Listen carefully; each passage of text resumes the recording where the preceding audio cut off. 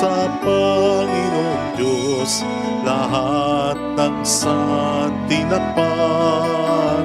Magsiawit kayo at siya'y pagdangal magpakailanman. Magpuri kayo mga anghel ng Diyos, sa Panginoon may kapal. Magpuri kayo mga langit, sa Diyos na sa inyo'y lumikha. Magpuri kayo sa Panginoong Diyos, lahat ng sa tinakpan. Magsiawit kayo at siya'y pagdangal magpakailanman. Sa ngalan ng Ama at ng Anak ng Espiritu Santo, Amen. sumainyo ang Panginoon At sumaiyo rin. upang tayo maging marapat sa banal na misang ito, alin at magsisimula tayo para sa ating mga kasalanan at pagkukulang. Tayo pong lahat, inaamin ko sa makapangyarihang Diyos At sa inyo mga kapatid, na lubha akong nagkasala sa isip, sa salita at sa gawa, at sa aking pagkukulang. Kaya isinasamo ko sa mahal na Birheng Maria, sa lahat ng mga anghel at mga banal, at sa inyo mga kapatid, na ako'y panalangin sa Panginoong ating Diyos. Kaawaan tayo ng mapagmahal na Diyos, patawarin sa ating mga sala at patubayan hanggang sa buhay na walang hanggan. Amen. Panginoon, kaawaan mo kami. Panginoon, kaawaan mo kami. Kristo, kaawaan mo kami. Kristo, kaawaan mo kami. Panginoon, kaawaan mo kami. Panginoon, kaawaan mo kami. Yumuko tayo, maaring ibulong sa Panginoon ang ating intensyon.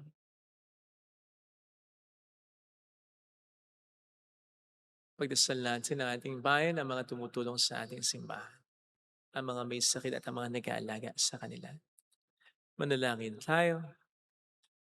Ama naming makapangyarihan, ang iyong dumadalangin sambayanan ay matapat mo namang lingapit subaybayan upang makita namin ang dapat gampanan para rito'y magkaroon kami ng kakayanan sa pamamagitan ni Jesucristo, kasama ng Espiritu Santo magpasa walang hanggan. Amen. Ang salita ng Diyos mula sa unang aklat ni Samuel. Noong mga araw na iyon, ang matatanda ng Israel ay nagsadya kay Samuel sa Rama at kanilang sinabi, "Matanda na kayo.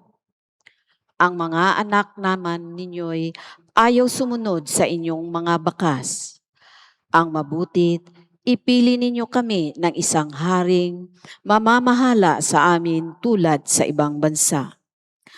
Nalungkot si Samuel dahil sa kahilingan ng mga tao, kaya't dumalangin siya sa Panginoon. Sinabi naman sa kanya ng Panginoon, "Sundin mo lahat ang sinabi nila, sapagkat hindi ikaw kundi ako ang inaayawan nilang mamahala sa kanila." Lahat ng sinabi ng Panginoon kay Samuel ay sinabi nito sa mga Israelita. Ito ang sabi niya, "Ganito ang gagawin sa inyo ng magiging hari ninyo. Kukunin niya ang mga anak ninyong lalaki upang gawing kawal. Ang iba'y sakay ng karwaheng pandigma. Ang iba'y mangangabayo at ang iba namay lakad ng mangunguna sa pagsalakay. Ang iba'y gagawin niyang pinuno para sa libo-libo at sa 5,000. Ang iba'y itatalaga niya sa kanyang bukirin at sa gawaan ng mga kagamitan at karwahing pandigma. Ang inyong mga anak na babae naman ay gagawin niyang manggagawa ng pabango, tagapagluto at tagapaggawa ng tinapay. Kukunin din niya ang pinakamagagandang ninyong bukirin, ubasan, taniman ng ulibo, at paalagaan sa kanyang mga tauhan. Kukunin din niya ang 10% ng iyong ani sa bukid at ubasan para ibigay sa kanyang mga pinuno at mga katulong sa palasyo. Kukunin niya pati ang inyong mga alila, babae at lalaki, ang pinakamagaganda ninyong baka, kabayo at asno. Kukunin din ang inyong kawan at kayo'y gagawin niyang alipin. Pagdating ng araw na yaon, idadaing ninyo sa Panginoon ang inyong hari na kayo na rin ang pumili, ngunit hindi niya kayo pakikinggan. Hindi rin pinansin ng mga Israelita ang sinabi ni Samuel. Sa halip, sinabi nila, kahit ano ang gawin sa amin, ay ibig na rin naming hari ang mamamahala sa amin. Sa gayon, matutulad kami sa ibang bansa. Pamamahalaan kami ng isang haring magtatanggol sa amin laban sa mga kaaway. Ang lahat ng ito'y sinabi ni Samuel sa Panginoon. Sinabi naman sa kanya ng Panginoon, sundin mo ang gusto nila. Bigyan mo sila ng hari. Ang salita ng Diyos. Salamat sa Diyos. Pag-ibig mo'y walang maliw ay lagi kong sasambitin. Pag-ibig mong walang maliw ay lagi kong sasambitin. Mapalad ang taong sa'yo'y sumasamba, sa pagsamba nila'y inaawitan ka, at pag-ibig mo'y namumuhay sila. Sa buong maghapon, ika'y pinupuri, ang katarungan mo'y siyang sinasabi. Pag-ibig mong walang maliw ay lagi kong sasambitin. Ang tagumpay namin ay iyong kaloob, dahilan sa iyong kagandahang loob. Pagkat pinili mo yaong hari namin, kaloob mo ito, banal na Israel. Pag-ibig mong walang maliw ay lagi kong sasambitin.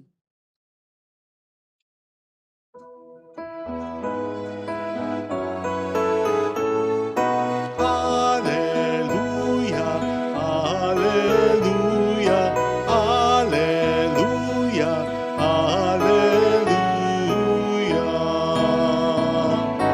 Alleluia, alleluia, alleluia, alleluia. Sumayin niyo ang Panginoon. At sumaiyo rin. Ang mabuting balita po ng Panginoon ayon kay San Marcos. Papuri sa iyo, Panginoon. Noong panahong iyon, bumalik si Jesus sa Capernaum at kumalat ang balitang siya'y nasa kanyang tahanan. Kaya't nagkatipon ng napakaraming tao, ano pat wala nang matayuan kahit sa labas ng pintuan. Samantalang nangangaral si Jesus, may idinating na isang paralitikong dala ng 4 katao. Hindi nila ito mailapit kay Jesus dahil sa dami ng tao, kaya't binakbak nila ang bubong sa tapat niya at inihugos ang paralitikong nakaratay sa kanyang higaan. Nang makita ni Jesus kung gaano kalaki ang kanilang pananalig, sinabi niya sa paralitiko, "Anak, ipinatatawad na ang mga kasalanan mo." May nakaupo roong ilang eskriba na nagsalob ng ganito, "Bakit nagsasalita ng ganito ang taong ito? Kalapastanganan sa Diyos yan. Hindi ba Diyos lamang ang makapagpapatawad ng mga kasalanan?" Talos ni Jesus ang kanilang iniisip kaya't sinabi niya, "Bakit kayo nagsasalob ng ganyan? Alin bang lalong madali? Ang sabihin sa paralitiko, ipinatatawad na ang mga kasalanan mo, ang sabihin tumindig ka, dalhin mo ang iyong higaan at lumakad ka. Patutunayan ko sa inyo na dito sa lupa ang anak ng tao ay may kapangyarihang magpatawad ng mga kasalanan." Sinabi niya sa paralitiko, "Tumindig ka, dalhin mo ang iyong higaan at umuwi ka." Tumindig naman ang paralitiko, binuhat ang kanyang higaan at umalis na nakikita ng lahat. Sila'y pawang ng gilalas at nagpuri sa Diyos, "Hindi pa kami nakakakita ng ganito," sabi nila. Mga kapatid, ang mabuting balita po ng Panginoon. Pinupuri ka namin, Panginoong Hesus Kristo. Welcome sa Our Lady of Lazaret Quasay Parish kung saan ayos lang umiyak. Samahan tayo ng mahal na ina sa pag-iyak at sa pagdarasal upang maging maayos ang lahat. Papaano po ba tayo magdasal? I mean yung personal na dasal ha, lalong-lalo na involving the things we are asking sa Panginoon. Nagiging maingat po ba tayo sa mga salita na binibitawan natin? Iniisip po ba nating mabuti ang consequences ng mga hinihiling natin? Sapagkat po pwedeng ibigay ng Panginoon ang hinihiling po natin. Kahit alam niya na ito hindi makabubuti para sa atin kung pinipilit natin.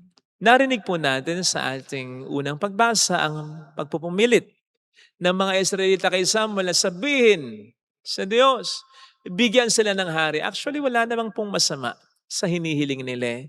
Dahil darating naman ang pagkakataong bibigyan sila ng Diyos ng isang hari talaga. It's just that, mali yung rason nila at mali rin yung timing nila. Una, mali yung rason nila sapagkat narinig po natin ang rason. Gusto nilang magkaroon ng hari katulad ng ibang bansa. Kaya nga po sila pinili ng Panginoon para maging iba sila sa lahat ng mga bansa upang ang Diyos ang maging tagapamuno muna nila. Maliwanag ang sinasabi ng Panginoon sa Levitico 20:26. Pinili ko kayo upang maging banal sapagkat ako si Yahweh na pumili sa inyo ay banal. Pinili ko kayo mula sa karamihan upang maging akin. And so they were meant to be different from others. And that was supposed to be a privilege that they have to enjoy. Yung pagiging iba. Ngayon, gusto nilang maging katulad ng iba? Iba. Kaya hindi natutuwa ang Diyos Gayun din naman, mali yung timing nila. Now na. Hindi sila makapaghintay. Alam po ninyo, kapag sinasabi natin sa Panginoon, now na. Parang sinasabi natin sa Panginoon, no! Because His timing is tied with His will. Kaya kapag pinipilit natin sa Diyos na now na kahit hindi pa niya gusto, equivalent yun na hindi tayo sumusunod sa kalooban niya. Wala naman pong masama na humingi ng tulong sa Panginoon Pero hayaan natin siya na tumugon kung papaano at kung kailan niya gusto. Igalang po natin yon. May problema talaga ang mga Israelitas sapagkat si Samuel ay matanda na. Hindi pa karapat-dapat na humalili sa kanya ang mga anak niya. Talagang may problema ang mga Israelita. Kaya ang dapat nilang ginawa, ipinresenta na lamang nila sa Diyos. Diyos namin, Diyos ko, ito po ang aming problema. Tapos hinayaan na lang ang Diyos na magresolba noon kung ano ang gagawin niya aksyon at kung kailan niya gagawin niyon. Dapat nang ganon, hindi na sila dapat nagdikta sa Panginoon. Nakagugulat pa nga po na bago ibigay ng Diyos sa kanila yung ipinipilit nila, pinag-isip pa sila Ipinasabi sa kanila sa pamamagitan ni Samuel, ito yung magiging consequences. Magiging taker yung hari ninyo. Ibig sabihin, magiging sakim. Kuha dito, kuha doon. Darating ang panahon na yung hari ninyo ay hindi talaga iisipin ang kapakanan ninyo. Itong mangyayari sa inyo. Maghihirap, maghihisi kayo.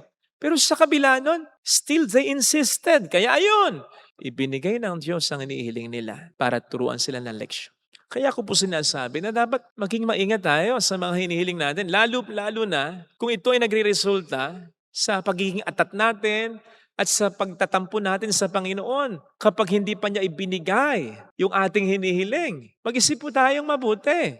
At ang isipin natin, hindi lang yung present na sitwasyon natin. Una, hindi lamang ang sarili natin ang isipin natin, pati na yung mga tao sa buhay natin.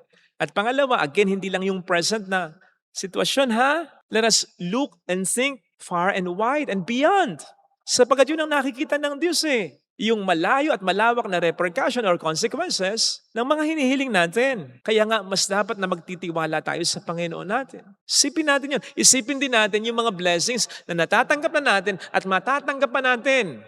Habang wala pa o kahit hindi na ibigay yung blessing na hinihiling natin sapagkat masasakripisyo yung mga blessings na ito.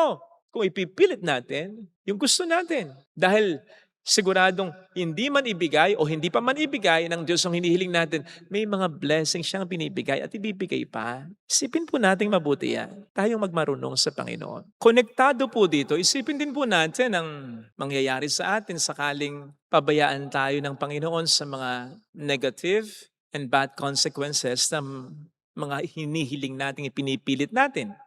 Kasi medyo nababasa ko yung iniisip ninyo na ipilit ko man itong hinihiling ko, sumablay man ako dito, mali man ako, hingi naman ako ng tawad sa Diyos eh. At patatawarin niya ako. Tapos tutulungan niya ako sa mga bad consequences ng hiniling ko na pinilit ko. Okay? Pero hindi laging ganon. Paano ko hindi? Ang sabi nga po ni Samuel sa chapter 18 o chapter 8 verse 18 ng librong ito, darating ang pagkakataon na magsisisi kayo sa hari na kayo mismo ang pumili at hihiling kayo sa Diyos. Dadaing kayo sa Kanya, pero hindi niya kayo pakikinggan. Paano kung ganun ang mangyari? Paano kung dumaing tayo ng dumaing sa Panginoon sa mga negative and bad consequences ng mga ipinilit nating hiniling natin, pero hayaan niya lang tayo sa mga consequences na ito? Paano kung sabihin niya sa atin, hindi ako ang pumili ng partner mo. Ayaw ko dyan. Hindi yan ang plano ko para sa'yo. Hindi yan ang gusto ko para sa iyong trabaho, negosyo. Hindi ko gusto na yan ay bilin mo. Hindi ko gusto na yan ay kunin mo. Hindi ko gusto na yan ay puntahan mo. Hindi ko gusto na yan ay paniwalaan mo. Pero pinilit mo yung gusto mo. Ikaw mo may gusto niyan. Bahala ka dyan. Paano kung ganon? Please don't get it wrong, ha? Walang kasalanan ang hindi kayang patawarin ng Panginoon, lalo na kung ating pinagsisihan yon. Gaano man kalaki ang pagkakamali natin, gaano man katinding ipinilit natin ang hindi dapat nating ipilit pero ibinigay niya, and then hihiling tayo ng kapatawaran para dito, patatawarin naman niya tayo, pero hindi laging inaalis ng Diyos ang consequences. Minsan may delay, okay? Pero minsan, talagang hindi. Pero hindi naman ibig sabihin, pinarurusahan niya tayo. All things work together for the good of those who love Him. Kasi yung consequences na yon, makatutulong din sa atin yon. If we will grow from those consequences or in the midst of those consequences, ang punto, tutulungan niya pa rin tayo mag-grow despite these negative and bad consequences of our choices na pinilit natin. So hindi niya tayo iiwan eh. Pero ang punto, mag-ingat pa rin tayo sa mga hinihiling at pinipilit natin para hindi na natin paghirapan, pagdusahan ang mga possible na negative and bad consequences nito sa buhay natin. Huwag po nating pinipilit yung hindi pa pwede at yung hindi talaga pwede. Ang ipilit natin yung sa pagninilay natin, sa pag-iisip nating mabuti ay talagang makabubuti para sa atin sa mga tao sa paligid natin. Katulad nung ginawa ng mga lalaki o ng mga taong nagbuhat ng paralitiko, ginawa ang lahat upang yung paralitiko ay mapagaling ni Kristo. Yun! Pag natiyak natin, ito talaga yung tama, nahilingin ko, ito talaga yung makabubuti, hindi lang para sa akin, kundi sa kapwa ko, lalo na sa pamilya ko. Yun! Sige, pilit natin. But then, hindi pa rin naman tayo makakasigurado ng todo eh. Kahit na pinipilit natin, hayaan nating magtapos ng panalangin natin sa panalangin na, not my will, but your will. Ito po yung gusto ko, ito yung sigurado kong makatutulong sa akin at sa pamilya ko, sa mga tao na makakasalubong ako. Pero kayo pa rin, Panginoon, masusunod. Maghihintay ako at sasampalataya ako, anuman ang kalooban niya. Ito po sana ang hilingin nating biyaya sa banal na pagdiriwang na ito. Amen. Lagay natin ang ating kanang kamay sa tapat ng ating puso.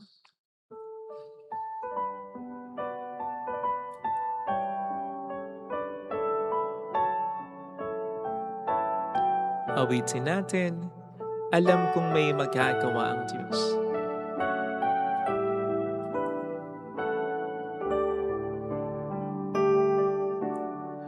Alam kong may magagawa ang Diyos.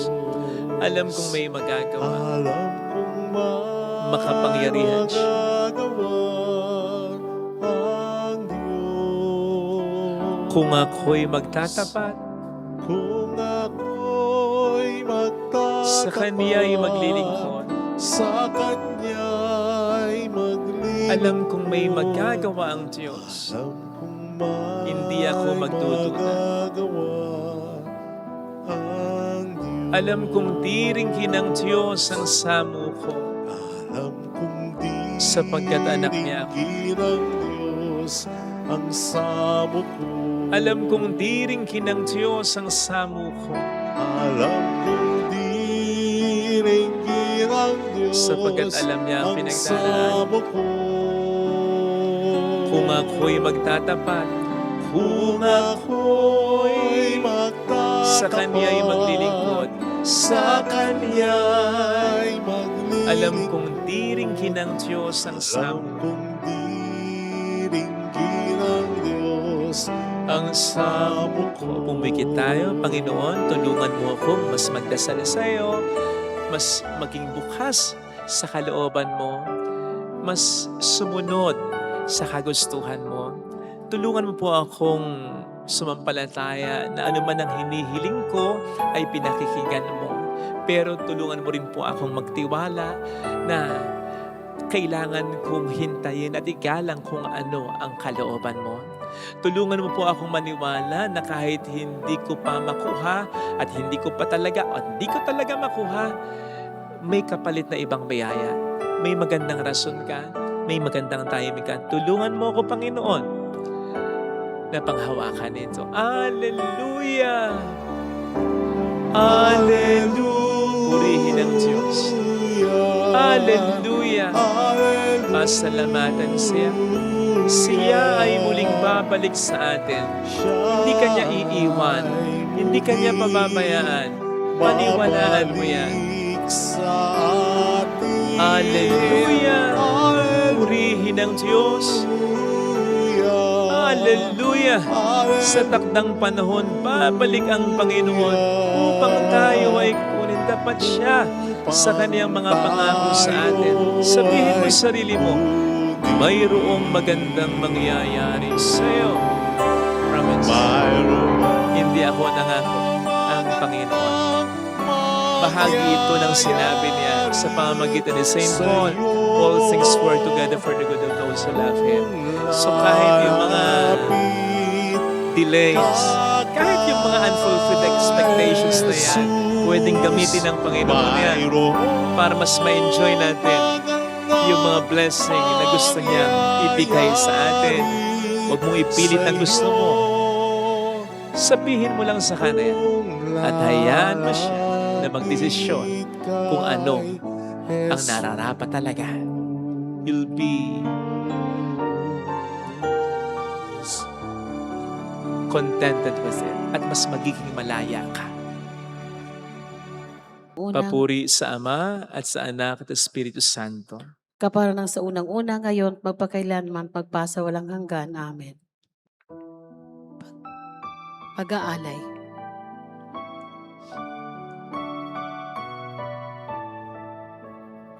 O Diyos, narito ang tanging alay ko at sa kamay mo inihandog ko alak at tinapay aming pinagpaguran maging aming buhay tanging sa'yo lamang tanging sa'yo lamang. O Diyos, narito ang tanging alay ko at sa kamay mo inihandog ko alak at tinapay aming pinagpaguran maging aming buhay tanging sa'yo lamang tanging Sa'yo lamang. Manalangin tayo, pang ating handog ay maging kalugot-lugot sa Diyos samang makapangyarihan. Tanggapin nawa ng Panginoon itong paghahain sa iyong mga kamay, sa kapurihan niya at karangalan, sa ating kapakinabangan at sa buong sambayanan niyang banal. Ama naming lumikha, ang paghahaing ito ng iyong sambayanan ay iyong marapatin ngayong paunlakan Pakundangan dito, mambasa sa amin nawa ang iyong kabanalan at ang masugod naming dalangin na iyong pagbigyan sa pamamagitan ni Hesus Kristo. Kasama ang Espiritu Santo magpasa walang hanggan. Amen. Sumainyo ang Panginoon, At sumaiyo rin. itaas sa Diyos ang inyong puso at diwa. Itinaas na namin sa Panginoon. Pasalamatan ang Panginoong ating Diyos. Marapat na siya ay pasalamatan. Ama naming makapangyarihan, tunay ang marapat na ikaw ay pasalamatan sa pamamagitan ni Hesus Kristo na aming Panginoon. Sa dakilang pagtubos niya sa amin ng kasalanan at kamatayang aming pasanin, ay binalikat niya upang kami palayain at maitampok sa iyong luningning. Siyang nagtanghal sa amin bilang liping hinirang pari at haring lingkod ng iyong kamahalan. Mula sa kadiliman kami iyong tinawag upang makasapit sa iyong liwanag, bilang iyong angkang may tungkuling maglahad ng iyong dakilang pag-ibig sa lahat. Kaya kaisa ng mga anghel na nagsiawit ng papuri sa iyo nang walang humpay sa kalangitan, kami nagbubunyi sa iyong kadakilaan. Santo, Santo, Santo, Panginoong Diyos ng mga hukbo, napupuno ang langit at lupa ng kadakilaan mo. Hosana sa kaitaasan. Pinagpala ang naparirito sa ngalan ng Panginoon. Hosana sa kaitaasan. Ama naming banal, ikaw ang bukhal ng tanang kabanalan. Kaya't sa pamamagitan ng iyong Espiritu gawin mong banal ang mga kaloob na ito upang para sa amin ay maging katawan at dugo ng aming Panginoong Jesucristo. Bago niya pinagtiis ang kusang loob na maging handog, hinawakan niya ang tinapay, pinasalamatan ka niya. Pinagati-hati niya iyon, iniabot sa kaniyang mga alagad at sinabi, tanggapin ninyong lahat ito at kanin. Ito ang aking katawan na iahandog para sa inyo.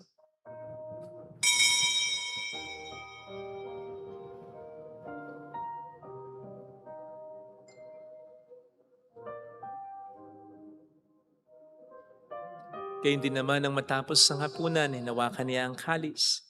Huli kaniyang pinasalamatan. Iniabot niya ang kalis sa kaniyang mga alagad at sinabi, tanggapin ninyong lahat ito at inumin. Ito ang kalis ng aking dugo ng bago't walang hanggang tipan. Ang aking dugo na ibubuhos para sa inyo at para sa lahat sa ikapagkapatawad ng mga kasalanan. Gawin niyo ito sa pag-alala sa akin.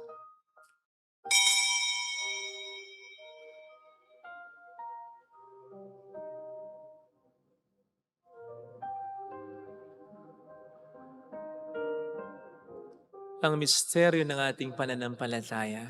Si Kristo'y namatay, si Kristo'y nabuhay, si Kristo'y babalik sa wakas ng panahon. Ama, ginagawa namin ngayon ang pag-alaala sa pagkamatay at muling pagkabuhay ng iyong anak, kaya inialay namin sa iyong tinapay ng buhay at ang kalis ng kaligtasan. Kami po ay nagpapasalamat dahil kami iyong minarapat na tumayo sa harap mo para maglingkod sa iyo. Sinasamo namin kami na magsasalo sa katawan at dugo ni Kristo, ay mabuklod sa pagkakaisa sa pamamagitan ng Espiritu Santo. Amalingapin mo ang iyong simbahang laganap sa buong daigdig. Puspusin mo po kami sa pag-ibig kaisa ni Leon na aming Papa, ni Dennis na aming Obispo, at ang Tanang Kaparian. Alalahanin mo po ang mga kapatid naming nahimlay nang may pag-asang sila'y muling mabubuhay. Lalo na pong aming mga ipagdarasal. Saglit nating ipagdasal ang ating mga mahal na pumanaw na.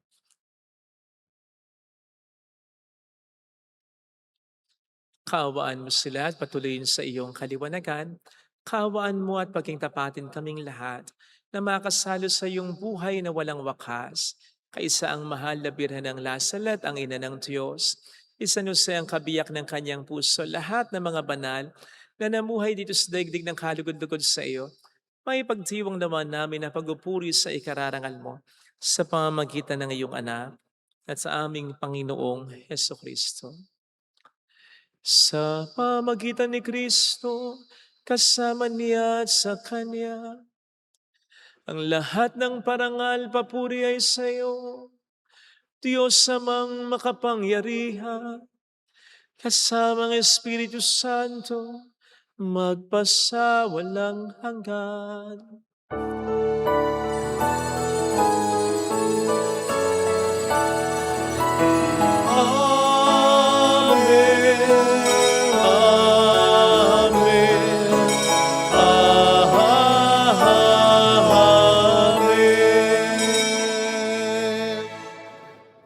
Tumawag tayo sa Ama.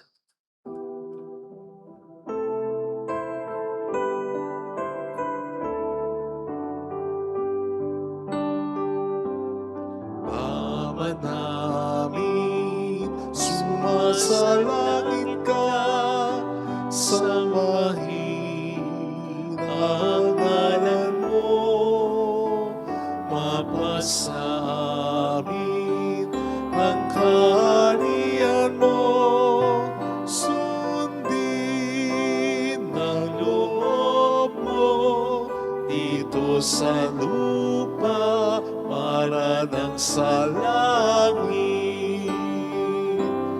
Bigyan mo kami ngayon ng aming kakanin sa araw-araw. At patawarin mo kami sa aming mga sala, para ng pagpapatawad namin sa nagkakasala sa amin. At huwag mo kaming ipaintulot sa puso, at ihadya mo kami sa lahat ng masama. Inilig naming kami adya sa lahat ng masama, pagkalooban ng kapayapaan na araw-araw iligtas sa kasalanan, samantalang aming pinaghahandaan ang dakilang araw ng pagpapahayag ng tagapagligtas namin sa Hesu Kristo. Sapagkat iyo ang kaharian, ang kapangyarihan at ang kapurihan magpakailanman. Amen. Panginoong Hesu Kristo, sinabi mo noon, sinasabi mo rin sa amin ngayon, kapayapaan ang iniiwan ko sa inyo, ang aking kapayapaan ang binibigay ko. Tunghayin mong aming pananampalataya, huwag ang aming pagkakasala. Pagkalooban mo kami ng kapayapaan at pagkakaisa sa iyong kalooban. Kasama ang Espiritu Santo magpasa sa walang hanggan. Amen. Ang kapayapaan ng Panginoon ay sumainyo nawang lahat. At sumaiyo rin. Magbigayan tayo ng kapayapaan sa isa't isa. Kapayapaan po. Peace be with you. Kordero ng Kordero Diyos. ng Diyos na nag-aalis ng mga kasalanan ng sanlibutan, maawa ka sa amin.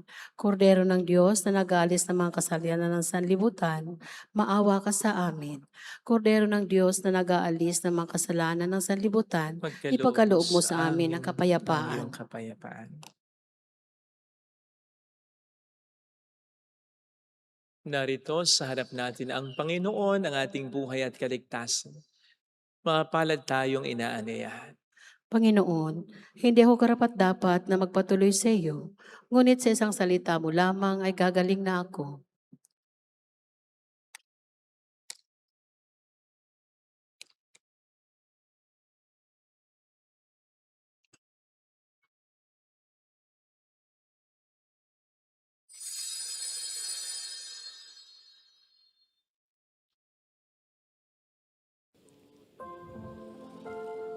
Panalangin para sa espiritual na pakikinabang. Panginoong Hesus, ako ay naniniwala na ikaw ay nasa kabanal-banalang sakramento. Iniibig kita ng higit sa lahat at ninanasa kong tanggapin ka sa aking kaluluwa. Sapagkat sa mga sandaling ito, hindi kita matatanggap sa sakramento. Tumuloy ka sa espiritu sa aking puso. Niyayakap kita na para bang naririto ka na. Inaalay ko ng buong buo ang aking sarili sa iyo. Huwag mong hayaang mawalay ako sa iyo. Amen.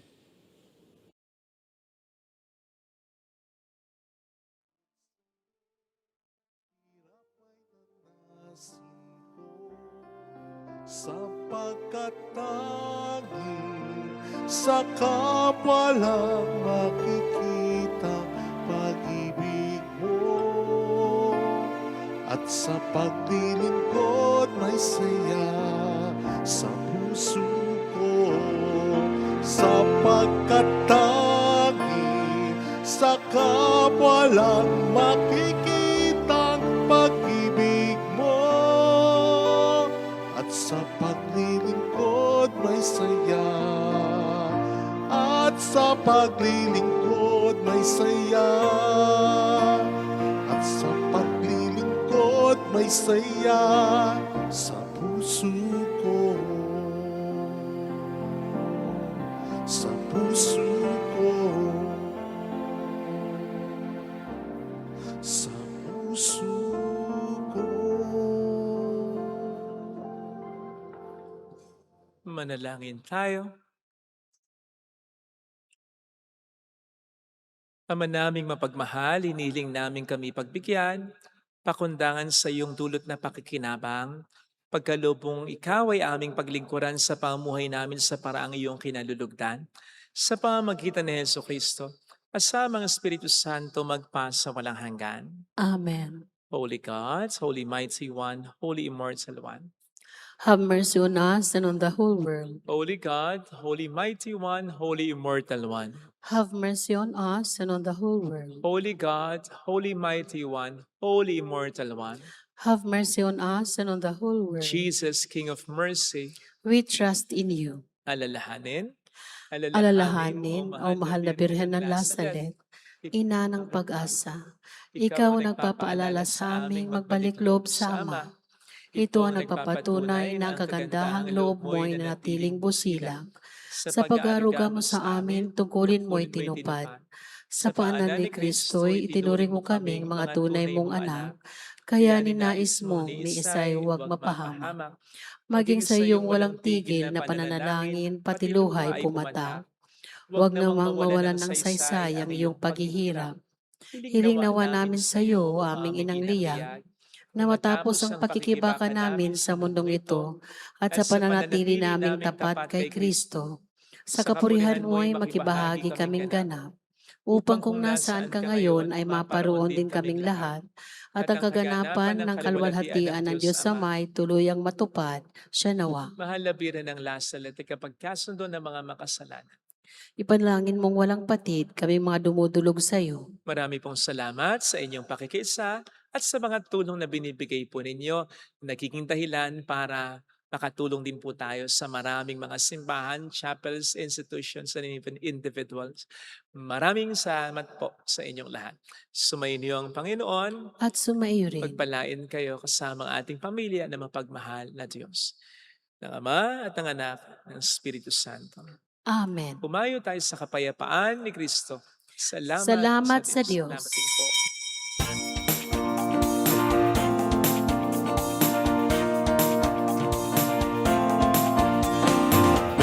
Mary, Mother of the Lord,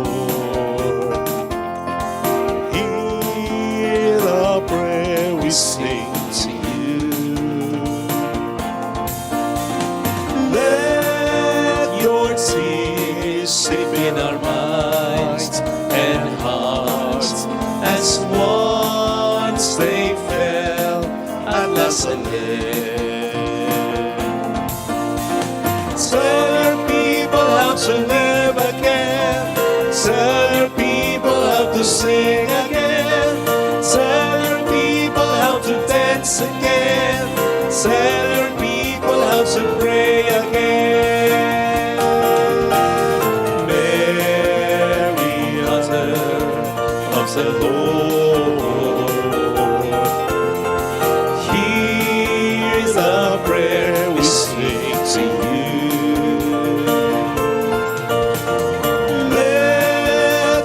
Tears sip in our minds and hearts as once they fell at Lazaret.